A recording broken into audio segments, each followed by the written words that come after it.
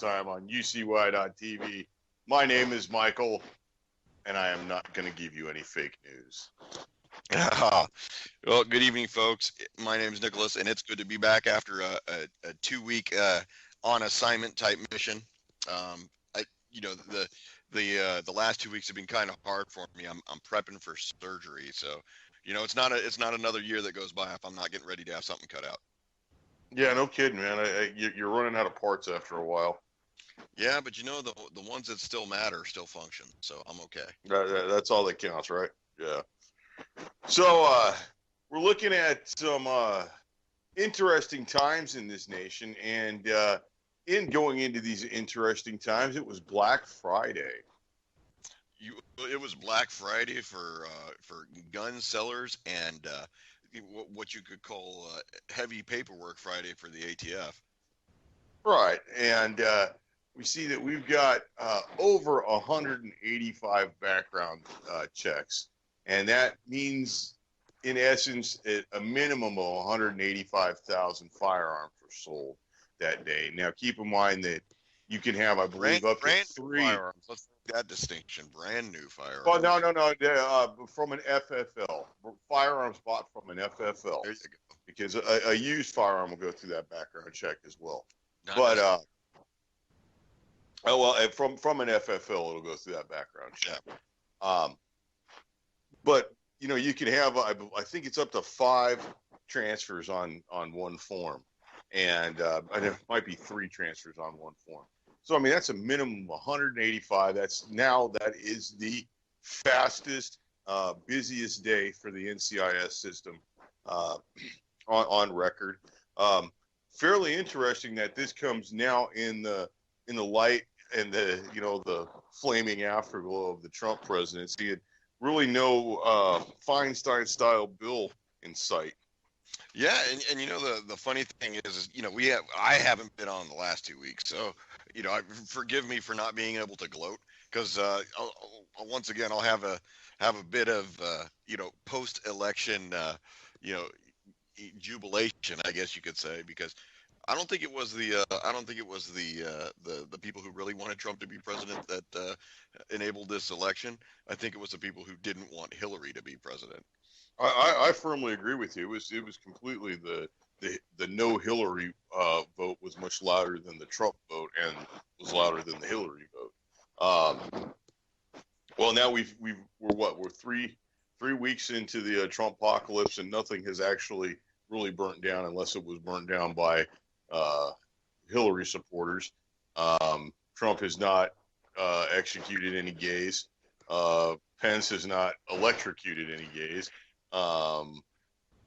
There's been no Muslims into wood chippers. However, today, or not today, but yesterday, at University of Ohio, there was a Muslim shooter. No, I take that back. It wasn't a shooter. We can't confirm.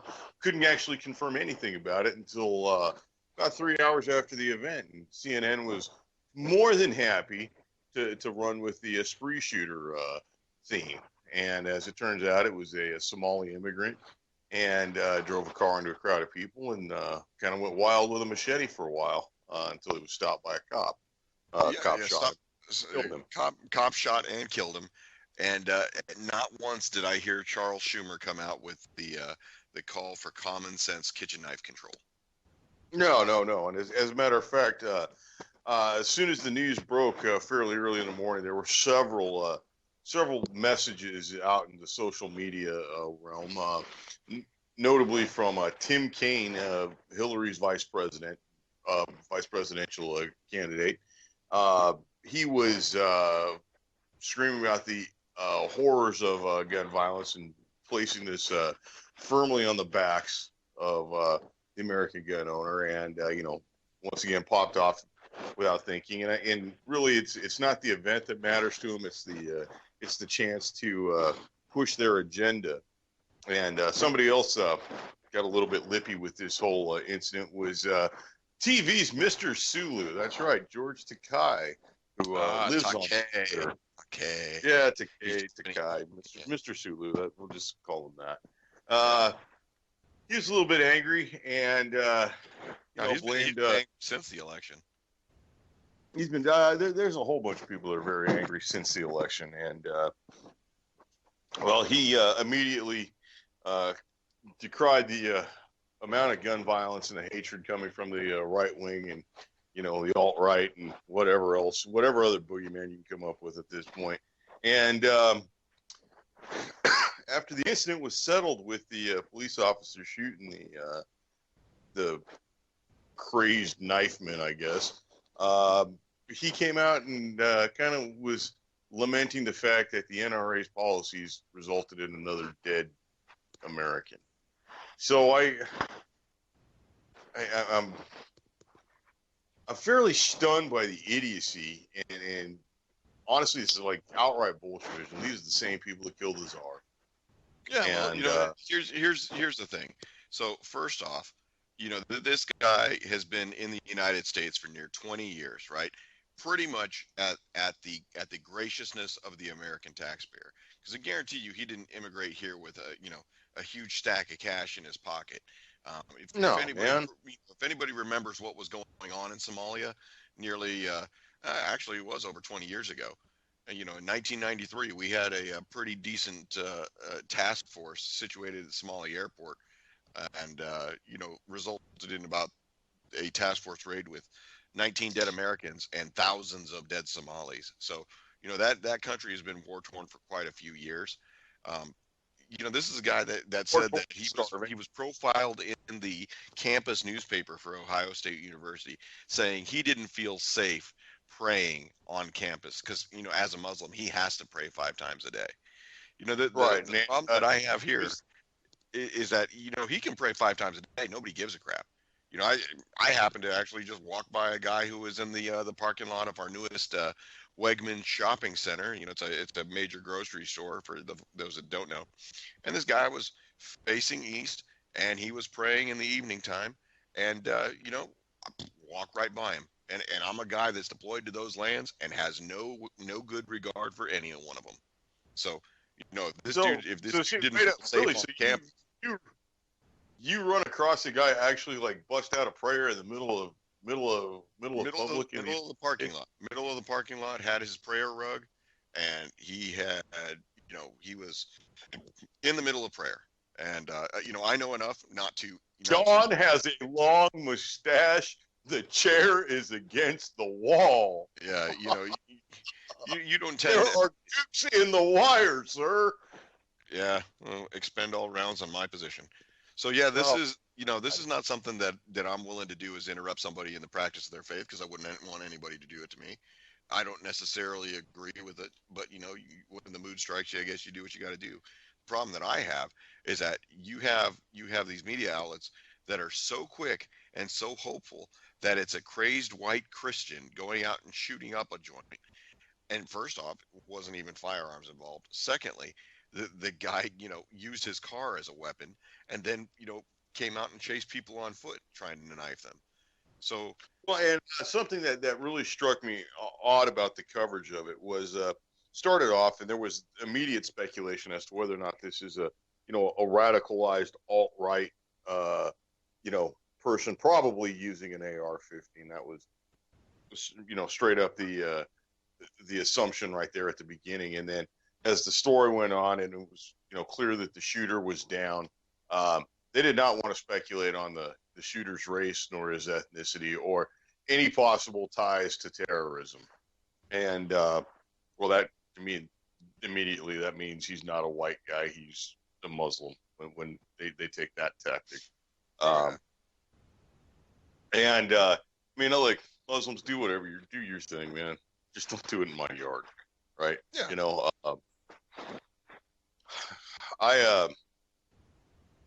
don't know. The amount of propaganda that was going on with it, and the bullshit stories that the whole pushing the gun control routine again, and the propaganda, and immediately I thought it was really odd that Wolf APAC Blitzer was pushing the terrorism aspect, and I'm really kind of suspicious of all these claims of terrorism that come through the media. And of course, about a half hour before we come on, it was confirmed that ISIS claimed him. He didn't actually claimed to be ISIS, but ISIS says, yeah, that's ours. We'll take credit for that one. Yeah, we'll accept it. Yeah, So whatever. he had a manifesto that's been published also. So Oh, it's you're only a kidding matter me. of time. Does he have a manifesto, really? Yeah, he does. They was actually watching while I was at work. I was watching the news. We have a live news feed that goes to our desks, and I actually had it on while I was prepping some stuff. And it did a quick screen grab of something that he posted to social media, and it said, of course, every single one of these starts out by praising Allah and the Most High, most benevolent, and most merciful, and all that. And then it says, screen grab this before it gets deleted. That doesn't make any sense to me. Really? I mean, I'm not necessarily a student of the Quran, but I'm pretty sure in there it doesn't say, you shall announce everything on Facebook prior to, you shall make a relevant tweet prior to blowing up the building. No, I mean it's not like that, but people have this incessant need in the multi. Well, then we got other issues. Generation. We got other. I mean, aside from the social media bullshit, we got other issues on this, like real, actual, like serious issues to deal with on this. Like, number one, all right, so he's from, or this happened in Ohio, but apparently he was from. I'm going to give a guess, Minnesota. That's what I was about to say. He's from Minnesota. Yeah, that's where they imported all of them to upset the level of whiteness. Exactly. Now we got to start asking and looking questions at who is behind this, right? Because this was Bill Clinton. This was Bill Clinton, and this was Bill Clinton's regime, and this was his way of de-whitifying, if that's a word. Right. Well, I mean, in the end, the ball lands, the buck stops with Clinton, right? But he wasn't doing this all on his own. I mean, I hate to say, he's just a patsy, but I mean, there's other people pulling the strings, and you look at somebody like Barbara Lerner Specter, who basically says that the Christian Western society has to die out, and yeah. How long before people really stop saying that this is okay? Because, well, honestly, the minute that people start saying that it's not okay, yeah, they're going to use their outside voices. Yeah. Well, and the funny thing is this: some of their outside equipment, will most likely show up right after the outside voices start getting used. Yeah.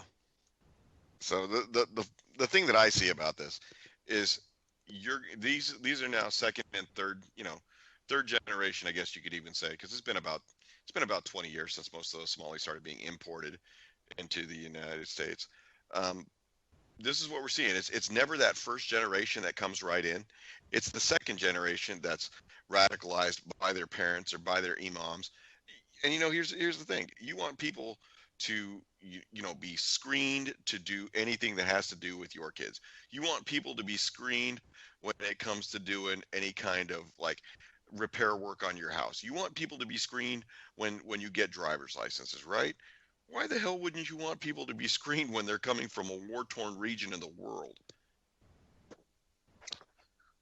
You answer that legitimately, and now you're back into the basket of deplorables. That's right. Yeah, I'm a bigot. You're xenophobic, and the answer is rainbow. And I mean, yeah, there you go. The first time I ever heard the word xenophobe was when I was playing video games on the old Atari consoles, because I think xenophobe was one of the video games. I'll tell you, the one that got me was anti-ziganism, and I was like, "What the hell is that?" What is that? Yeah, well, I guess it means the rampant discrimination against gypsies. I was like, for fuck's sake, you don't want people to discriminate against you. Quit pickpocketing and using children as beg bait. There you go.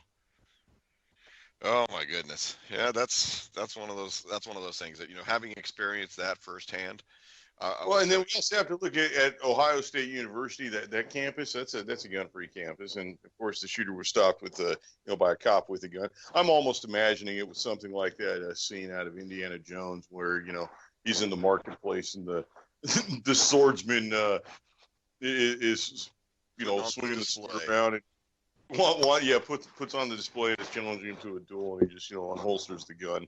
I'd almost like to imagine it was like that. It probably wasn't, but it's It's we have to note that this did not happen in the state of Texas, where it is legal for students to carry firearms on campus. yeah, but the professors will shut down classes if they have a certain number of students that are carrying out of fear for their own safety. I think they're not actually going to end up doing that. I think they've all pretty much been warned by their school that their course of action is to leave, and I think the schools are fairly aware that there's a rather vociferous Second Amendment defense mindset here, and some of these guys are lawyers, and they'd be more than happy to pick a fight with basically with the Bolshevik University, because that's what they all are now. All of them. There's not. Oh yeah, there's no any. There's no difference between any of them. I don't know if you saw the story from Massachusetts, Hampton College in Amherst, Massachusetts. Basically decided to remove all American flags from their campus in an effort to not stigmatize people who are not from the United States who are attending the school. For fuck's sake. Yeah. So a sizable contingent of American veterans who were also students have descended upon. Look at all those bigots. Look at all those bigots and racists and haters. Yeah. Well, they're actually they're getting their point across, waving every single flag they can get their hands on. And the big thing is gonna come up to the president of the university or the provost, and he's got some explaining to do, Lucy. He will be able to explain it. Don't worry. CNN will provide the appropriate coverage and the proper lighting for it. So, Jesus, that makes me mad. All right, so listen, let's get back to this amazing number of sales on Black Friday here. Considering it was Black Friday, and we both kind of live in areas where firearms could be considered slightly popular. Did you see anything interesting for sale in your area? Well, actually, came to this by way of personal knowledge. A buddy of mine has just recently put up for sale and actually just has a deal in principle already on a Remington B Grade Deluxe 700, and it's in what do you call it? 338 Win Mag. Jesus, that's a big old bullet. It not only is it a big old bullet, good thing you get them shoulder surgeries paid for free, Yeah, I was about to say, not only is it a big old bullet, it's a shoulder blaster. Did you see anything at any kind of retailers, any sort of like big Mondo Black Friday sales, Yeah, as a matter of fact, I was at the local Gander Mountain today. Yeah, I was at the local Gander Mountain. I did not receive, and that was one of the weird things. I've not received anything that had anything to do with like pre-Black Friday or Black Friday sales. And so, I haven't checked my mailbox in a couple days, so there may be something in there. But I stopped in at Gander Mountain today, and in the glass counter, in the new pistol section, was a 5.56 pistol, and it was a SIG model with the brace for $1,300. Yeah, they're SIG's pretty proud of their stuff. I find those 5.56 pistols to be an interesting compromise with the SIG brace, and the SIG brace is an interesting item in its own. It's supposed to be clamped around the forearm and give you a steadying platform for a pistol grip. And technically, I guess it's illegal to use if you put it up to your shoulder like a short barreled rifle. So yeah, that's not the not used in the accordance with the intended operation. Right. So I mean, you get into all sorts of like really weird legal positions right there, and man, I don't know. I kind of want one, but I don't want to pay $1,300 for one. Yeah, I mean, In my you could area, get one significantly less than that. yeah, I mean, you could buy one and then put it on probably one of those Kiltech PLRs or something like that. Um, in my area, there was the main retailer that pushes out a lot of firearms in the holiday area is Academy, and for I'd say probably about the past 7-8 years running, um, Academy has had on Black Friday they've had the Heritage Arms 22 long rifle single action revolver. So in basic terminology, it's a 22 caliber cowboy looking pistol, and it's actually a very very good buy for the money at $99. Holds 6 rounds. You're supposed to carry it with 5. It does have a transfer bar safety. It's a very simple pistol, fairly durable, and becomes a lot more durable when you realize it only costs $99. Um, they'll usually have this pistol for sale right on Black Friday. Usually, probably about 3 or 4 of them per store, and then about the week before Christmas, they'll have a whole bunch more, and I think they'll go on sale for about like 119, and they'll have a bunch of them then. A lot of people end up getting this as a first weapon in my area, or even like a knockabout pistol. Uh, See those go up for usually start going up for sale on the Gun Trader website right about noon on Friday, and Saturday morning. Well, I decided to change my mind, go in another direction. So this $99 pistol is now $189, which I always find to be kind of interesting. But I'm sure they sold out in a heartbeat. They always do. They had the usual Taurus PT 111s that they usually push out, and not too many sales on ammunition, but lots of 22 in stock. And I can tell you that my Walmart's got 22 in stock. Well, that's the interesting thing is that the local stores do not tend to discount ammunition at all. The only way you're going to catch a discount is if you're buying in bulk, and you get just the discount that they pass on to you because you're buying larger quantities. I'm not seeing it, and the only place I am actually I've seeing always kind of 22 been in good the stocks. opinion. I was You're gonna say, not Michael, seeing 20. No, there. Like I said, at the Gander Mountain, they had barely had CCI standard velocity, and then I guess they're the mini mags with the guy from Swamp People on them, the Chewed 'em guy. That's there, and they have that. And I think those are the 333 round bricks. And then in addition to that, they had a bunch of the 50 round packs. Like I said, CCI standard velocity, and then they had 1 or 2 boxes of Federal and RWS. That's it. But I know that the new Field and Stream, which is a knockoff from Dick's Sporting Goods, they have pallets full of the bucket of bullets. Yeah, that kind of makes me mad because they're not necessarily, they're kind of a newcomer into the game, and they probably to get that pallet, they probably squeezed out a bunch of other retailers. My Walmart had plenty of Winchester Super X in the red box and a 100 round count. That's pretty much Winchester's answer to the CCI Mini Mag. I think that's 1,300 feet per second, 1,330, something like that. And they had plenty of that. Academy's had ammunition for a while, but they still have a limit on it. And I guess Walmart's got a limit on it in theory, but Walmart employees aren't necessarily as well versed as the Academy employees.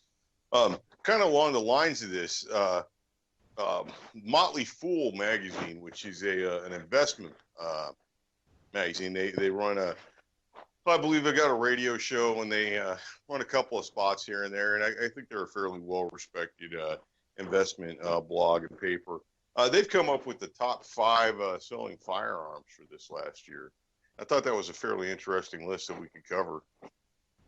Yeah, that's one of those things. I think everybody has their initial ideas of what those should be, but let's go ahead, let's talk about them. Well, what you got there? So number one, it says right here, Smith and Wesson M&P Shield. So this came out in 2005. You can get them in 4 different calibers, and actually, I'm sorry, 3 different calibers. And I think this one is striker fired, if I'm not mistaken.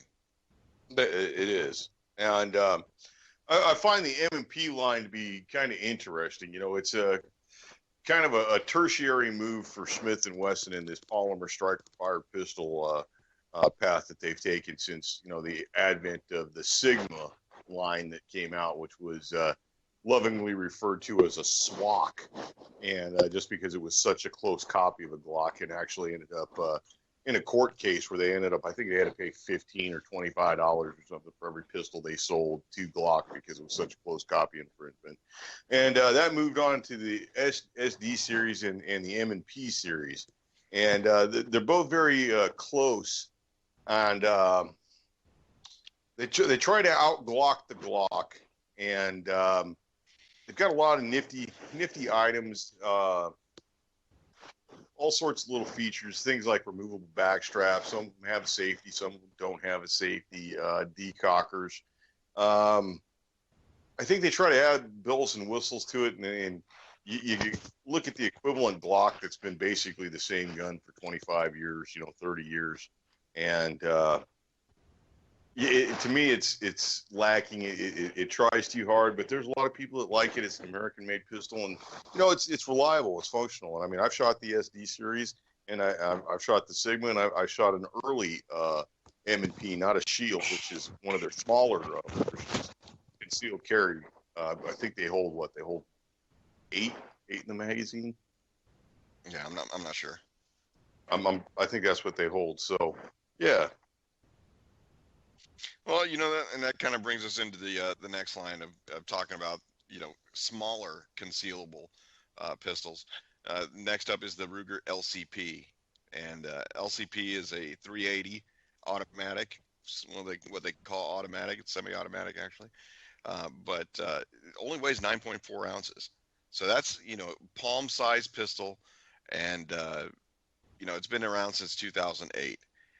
And that's a fairly reliable design, and 380 ammunition is fairly available. And if it's not necessarily the best man stopper in the world, it's definitely going to get something that's going to make the guy turn around and go another direction.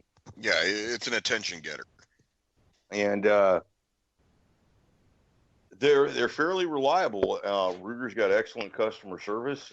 They've refined this design, which is kind of a stolen Kel-Tec design, really. But they've made it a hell of a lot better than Kel-Tec ever could have made it. And I've shot a few of them. They don't necessarily have a match grade trigger on them, but they're not made for plinking, really. Yeah, well, and Ruger has had some success, both with the LCP, and I think they've even gone to the LC9 and then also the LCR.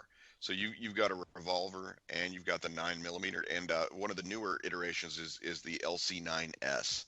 I think that's with the enhanced safety mechanism. There's a LC9 was an interesting pistol. It was kind of a bigger brother to the LCP, and once again another copy of another Kel-Tec design. And I actually had one. It was a very nice pistol for the fact that it was small, it was concealable, and it was thin. And I thought it had almost a very horrible trigger on it, but that wasn't. My complaint with the trigger was that I wasn't able to, keep on a target consistently, at a distance, and that's not what that firearm was designed for. That firearm was designed to be able to drop it in your pocket, and the stiff trigger is so if it, happens to hook up with your keys or something, it doesn't necessarily pull it, and you're very conscious of the fact that you're pulling that trigger. And I think now they've moved to something that's a little bit more consumer friendly with people buying their first gun and I like the trigger on this. What the hell do they know it's their first gun? Yeah, well, people that like I said, people before that haven't made gun purchases are often led astray from their money by very astute gun sellers. Oh yeah. Well, yeah. the high margin weapon. Yeah, that's the one that's the best one you need right there that There you weekend. go.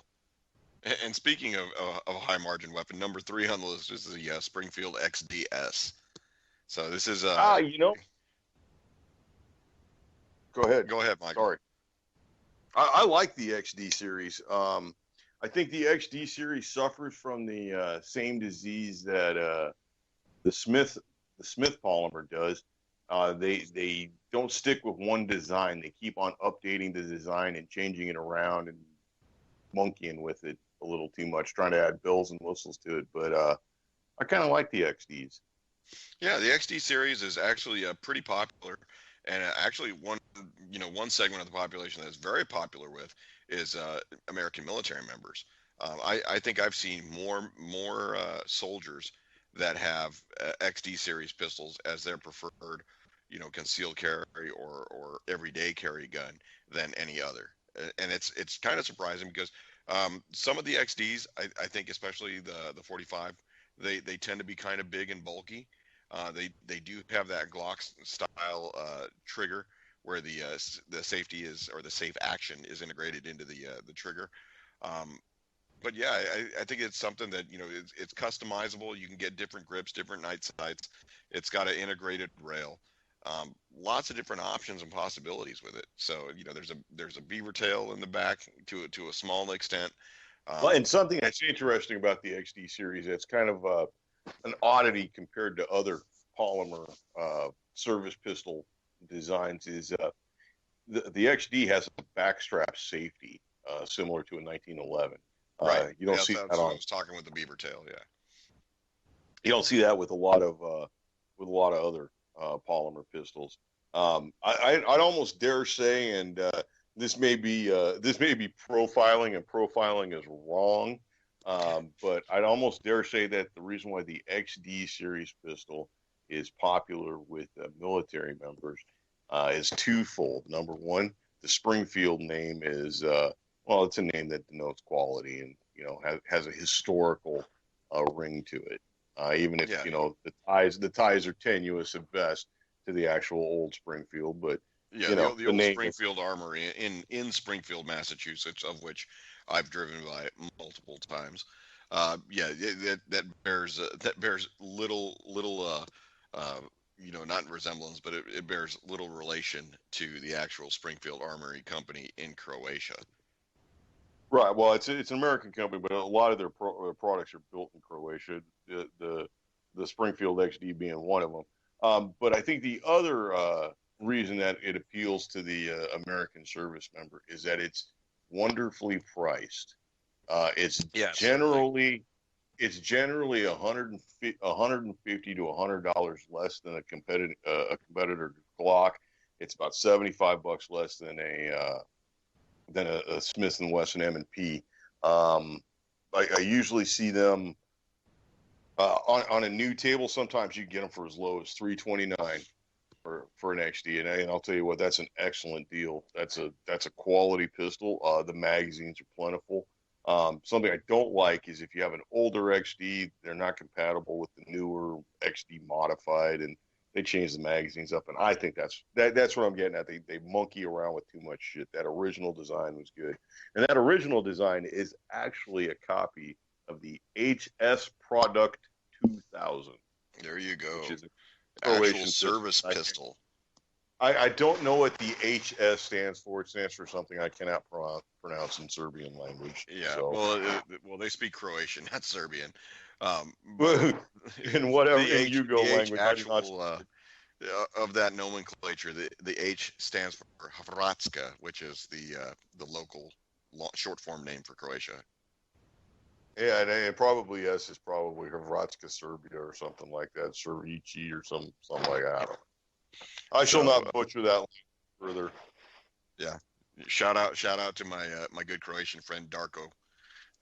He's a still serving NATO member in Brunssum, the Netherlands. Guy loves the pistols and is only able to have one because he is an officer in the Croatian army. Couldn't have one if he was a enlisted guy. Laws around the world kind of should give us pause to really respect what we've got here. Yeah, All be right. thankful for what you got. So All number right, four what we got? on the list is the 6 Hour P938. So single action 9 millimeter. What do you think of that 6 hour P938? So at first glance, it looks like I mean, if you could describe it as anything, it looks like a really stubby version of a 1911. You know, a shorter magazine well, hand grip, and top slide. It just looks like a shrunken down 1911. I would dare say that it's very, very reminiscent of a 1911. I'd almost say it's almost high powerish in its function and its a takedown. The magazines are very similar to 1911 9 millimeter magazines. It is metal construction, which gives it a little bit of weight. It's not necessarily a drop it in your pocket and run around all day. It'd be cool to drop it in your pocket and run up to the gas station. Other than that, I think it needs a quality holster. It's damn reliable. Magazines are expensive for those. Those are, you're looking for the 6 round flush fitting magazine. You're looking about $35, and for the 7 round magazine that's got the little pinky extension, you're looking about $45 for those. Yeah. They make some pretty coin on those. There were some problems with the very early models of those. Interesting design feature. The guide rod, which the spring runs on in the slide, was a 2-piece design, and there were some problems with that coming apart on disassembly and the maintenance, and that's easily remedied with Loctite. Pretty much all those problems with the SIG 938 would relate to pins walking out or that guide rod coming apart, and everything so far has been solved with Loctite. I personally have shot a 938 quite a bit. I like it. Yeah, for a while you were looking at one of the things I like about it is the safety operates in the exact same manner as a Browning high power. You push it up for safe and you push it down for off, and kind of keeps the training very simple for me. Yeah, less to have to relearn. Right. But and talking about SIG, you're talking about a company that has some military acumen to it, because SIG also produced the M11, which was a modified military version of their P228. Right, and 228's a wonderful pistol. The 226 was a wonderful pistol. Probably back when that joint pistol program came out, where they took the Beretta, I think SIG had a 228 in the process, and now they didn't win. But we knew that was not necessarily the best pistol. It was more of a political decision, so we could keep air bases in Italy. But yeah, especially when we needed nukes. Right, and SIG makes some quality pistols. I will say that some of the SIG 226s and 228s that have stamped on the slide "Made in West Germany," those are highly sought after, and those will bring a pretty penny when you find them on the secondary market. Yeah, certainly. Well, that brings us to number 5 on the 2016 5 best handguns list, and that comes down to the Glock Model 19. You're a Glock guy. What do you think? Well, as you know, I'm a Glock Model 35 short and wimpy 40 caliber owner. So the 19s, they're like the gold standard, I guess, for Glock. Everything on the Glock was either modeled after the 19 or the 17, and yeah, you're getting a smaller version of the Glock 17, 9mm Luger. I don't even know why we still say Luger.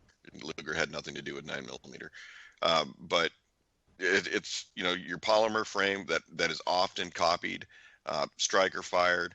I think I remember one of the things that was a selling point for Glock, and they made it as a advertisement on paper, was that it fires over 2,000 rounds underwater without breaking. I don't even I don't know when you're going to get a chance to fire 2,000 rounds underwater. I don't think I'd do that. Yeah, I certainly wouldn't. But different times call for different advertising techniques. Well, Um, and I think you hit the nail on the head when you said it's the gold standard. I mean, we talked about a couple other polymer pistols on the list, which are they're quality weapons. Um, yeah, but but they're all you know come back to the we Model had to 19 or compare the them Model. back to the Yeah, Glock. We yeah, had that's to compare exactly them it. back to the Glock. And that's the thing. You're talking about sign of the times, or as is being used in the popular culture, the zeitgeist. And for those who don't speak German, that means The time spirit spirit, of the spirit. time. Yeah, time spirit, basically. Um, when you see, do you remember when you used to see the signs on businesses that said no handguns allowed, and they used to be pictures of just a generic revolver? It was a generic revolver, and then it moved to a 1911, and then it moved to a Beretta 92 outline, and now it is a Glock outline. Exactly. So I mean, isn't Yeah, that all? I think that's a very very salient point. We're looking at Glock now becoming ubiquitous. I think is a very good word. I think that the saturation of Glock in the American market is comparable to what a 1911 was. I'll go out on a limb and say that it's at this point in our culture, it's the service pistol for every cop. I shouldn't say every cop, but for a long time it was a service pistol for a lot of cops. It was a quality design that caught people's eyes, and it functioned like a top. And Yeah. I think really in the end, the fact that it's readily available and it functions like a top took it through some very tough times in this country. Not necessarily for the company Glock. I mean, it could have been for the company Glock. They still made their money, but there was some interesting times in this country in the past where we saw some very interesting designs die off because of laws and the well, basically the consumption demands of the buying public. And, Glock survived that time. And honestly, I kind of thought they were going to be in a bad spot. I remember after the magazine ban, I had a Glock 19 at that time. And, I wanted an extra high capacity mag, quote unquote high capacity. I wanted the standard capacity mag for the damn thing. And I paid $150 for that thing, way back in the day. And that was a lot of money. And now we've kind of like passed that. I mean, there's at least 6, 7 different aftermarket manufacturers of magazines, and they're all over the place. Yeah. I mean, you can buy Glock magazines for $10 a piece. I mean, in our bloated economy now, $10 is like really it's like $1 was, you know, 20 years ago. Yeah. Well, that's kind of one of those things. Speaking of, $10 now being worth what $1 was worth back then. I talked to you a couple days ago about something that I've seen come up, and we're talking ammo related now. Uh, Hornady has come out with a line of ammunition called Full Bore, and that's something that's interesting to me because uh, I have a 300 blackout that I would like to use for hunts. We have some hunts coming up here at the end of the year, and this is a ballistic tip Specify ammo. that it's we should specify that this full bore ammo is spelled bore is spelled BOAR as in Yeah, reference to as a in fish, as in wild boar. not necessarily reference to like a muzzle diameter or anything. Exactly, Uh, exactly. So the claim from Hornady is that it is a ammunition that is gilded metal expanding. They call it the GMX line. It's got a polymer tip for increased expansion, and they claim 95%, more than 95% weight retention, and as well as uniform control expansion. Um, it's interesting to me because I have yet to spend the money on a gilded metal bullet. Um, and I've seen a couple of YouTube videos about the use of this, and I don't know. I mean, I'm one of these guys that believe that the best way to kill an animal is through lead poisoning. Well, I think you're hitting on a pretty interesting subject right here, and we discussed this kind of a little bit earlier, where you said that you don't really see ammunition go on sale, and to be honest with you, I don't see it necessarily go on sale, other than the fact that I live in an area where it moves quite a bit, so there's competition between stores.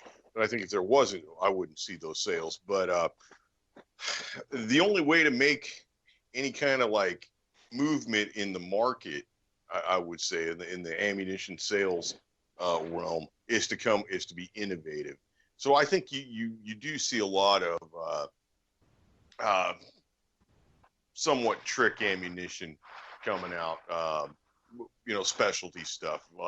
Full bore being one of them. There's another one from Remington called Hog Hammer, which is designed around tailored to the needs of the southern hog hunter. And then you can move into stuff like Ted Nugent, who's selling his stuff $2.50 a bullet, Yeah. versus what Well, was your full the bore, interesting that come out to be what, $1 a bullet or something like that?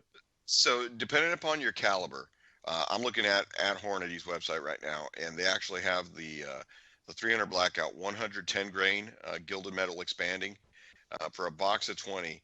It's $34.41. That's their recommended price. We're looking at like $1.20 a bullet. Yeah, yeah. But then you go down to the 223 variety, and that's 29.85. So $29.85, and then maybe another caliber that somebody shoots is going to be probably 308. And their 308, they say it's going to come in at a 165 grain bullet, which a lot of people kind of shoot for 308. You either shoot the 150 grain or you shoot the 180 grain. So this is kind of an intermediary load.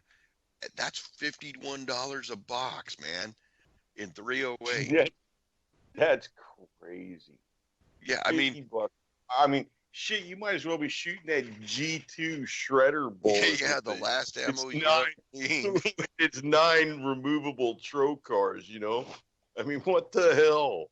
See, that's what I'm getting at. Like, the ammo market's kind of saturated, and the only way they can do it is have this, quote unquote innovation, which, really, what kind of innovation do you get? You get zombie mag, right? and critical defense. Critical defense in a nifty box with a different color ballistic tip in it, and it's got a nickel plated case rather than a brass case. It's the same goddamn bullet. They just put it in a nifty box and change the color of the plug and the color of the brass. And their sales went up. The sales went through the roof. They made a badass commercial for it. Yeah.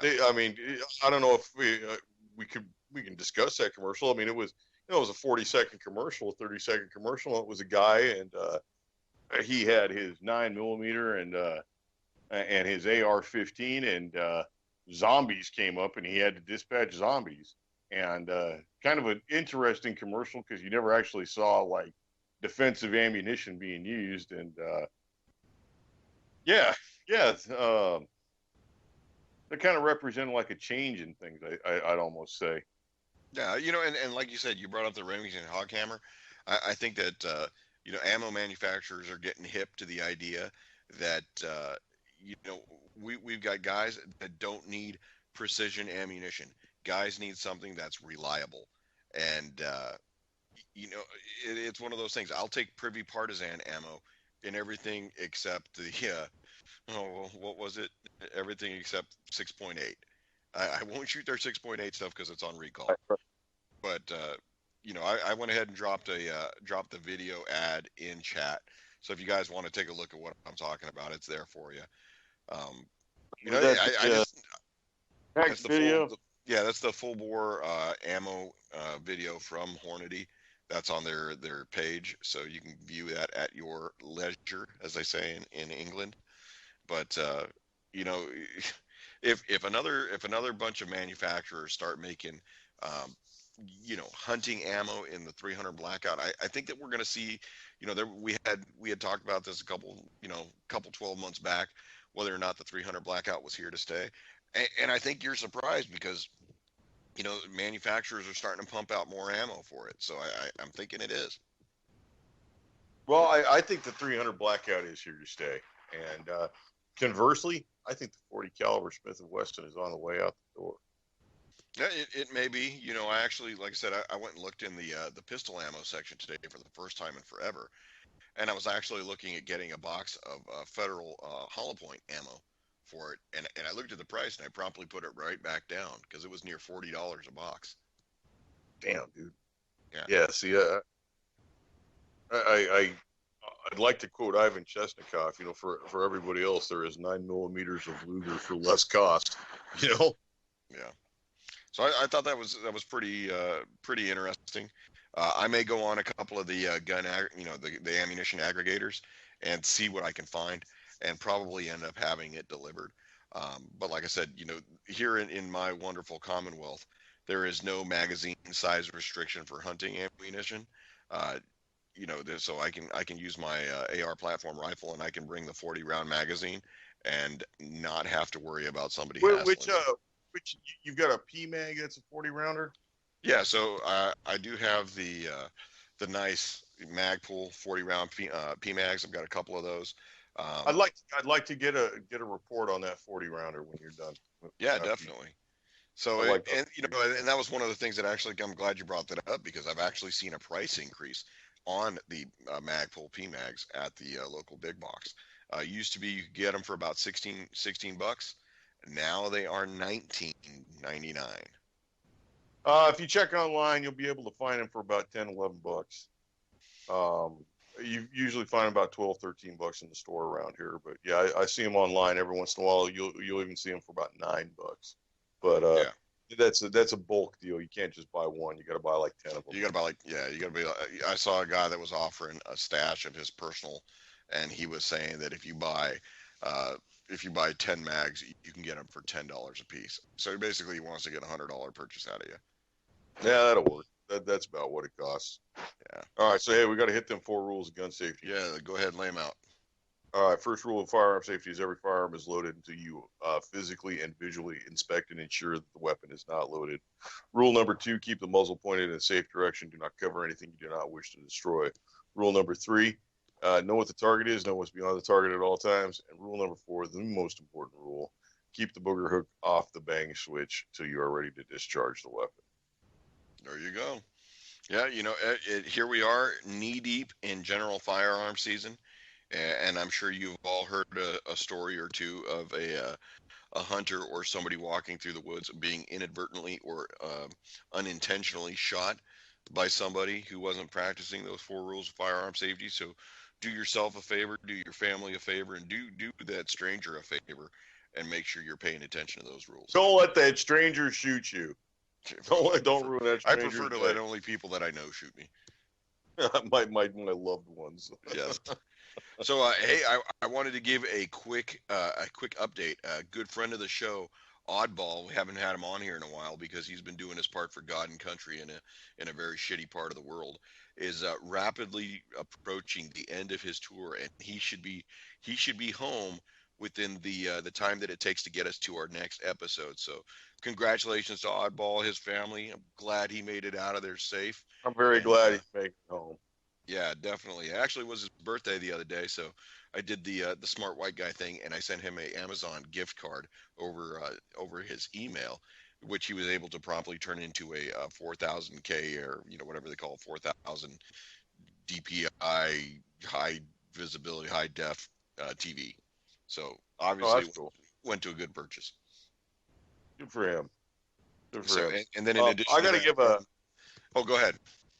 a shout out to Dan, former co-host here at PrimerTime. Man, I'm thinking about you. Hard times, and yeah, you got my sympathy, man. Yeah, Monica, how's he doing? Yeah, yeah. Oh Hard well. times happen. Life moves on around. So It does. Yeah, yeah. We've got some good listeners out there in Tennessee, and our thoughts are with you, especially out in the Pigeon Forge area. I've seen some pretty harrowing images for the wildfires that are going on out there. So if you're in Tennessee, make sure you move that powder and ammunition to a safe location away from the high heat.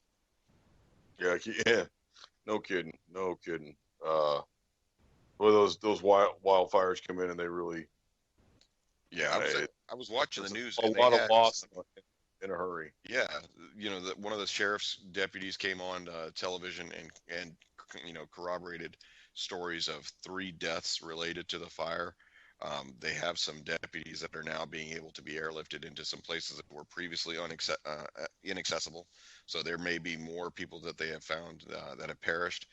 But there were employees at some of the resorts in the area taking cell phone videos of the flames directly outside their business doors. I mean, I'm just sitting there thinking, my instinct for self-preservation will get me out of a situation like that faster than I can take a video of it. Yeah, hey, after recently dealing with fire, I'm staying away from hot. Yeah, hot is bad. Hot makes the lips tingle. What did Raymond say in Kmart sucks. yeah, in Rayman? Kmart sucks because the clothes will melt to you in a fire. Yeah, water burn baby. All right, hey, I got a bad joke that we got to end tonight's show with. Oh, please do. If everybody in your family has diarrhea, it may run in your genes. Oh, that's a good one. All right, we gotta give a big shout out to Jules. Jules, thanks for hosting us. The regular PrimerTime groupies that we have in chat, we love the support that we get from you.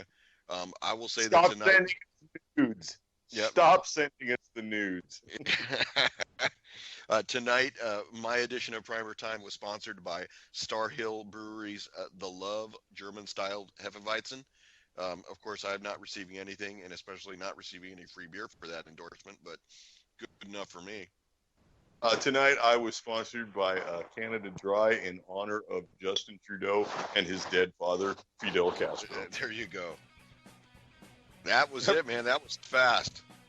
That was. Thanks a lot. Everybody stick around. UCY.TV giving you what you don't get anywhere else.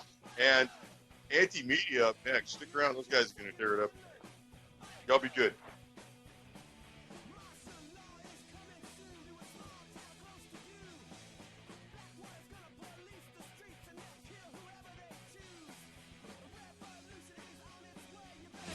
Patriot